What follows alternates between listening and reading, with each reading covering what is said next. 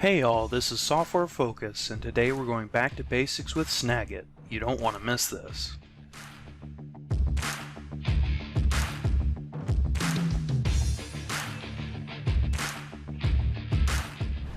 Today's episode will be focused on the Move tool and the Smart Move feature available with the Move tool. To begin with, we're going to go up to the Move tool in the menu bar. Click on it, it'll turn blue.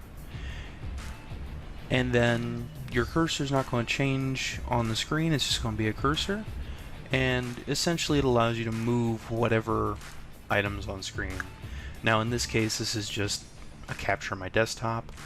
But if I add a shape and then use the Move tool, I can then use the Move tool to move that item. And this applies for arrows, callouts, even text boxes. It is a tool that allows you to move items that you've placed on your image. Where the Move tool really comes into play and becomes really interesting is the Smart Move feature. So let me remove these added items here. Alright, as I mentioned, what we're looking at is just an image capture of my desktop. It's just a flat picture. There's nothing here that I can move.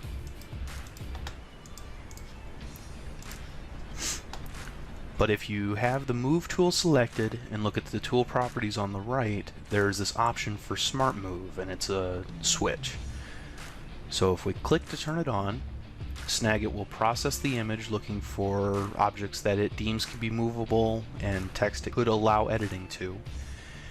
You saw for a second it flashed like some areas it could be selected, and if I move my cursor over to some of these images, I now see that they're movable. I have the manipulation dots that allows me to select and drag.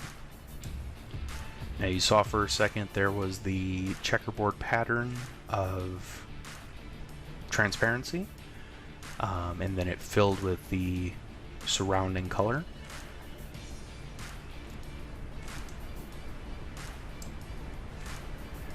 And here it didn't do a perfect job of getting the text, but you can see that I can resize and manipulate that text in most any way I'd like to. And so as you see, Smart Move really flourishes in situations where you need to move something in an image you've captured.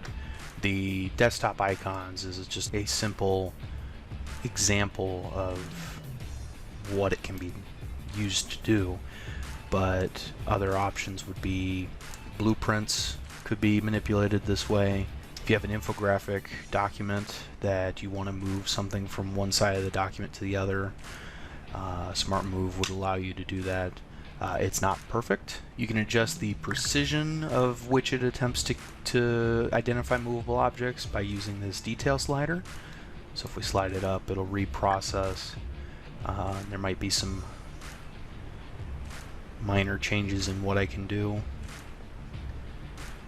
Yeah, now it's selecting like the parts inside the icon. And that about covers it for the Move and the Smart Move feature.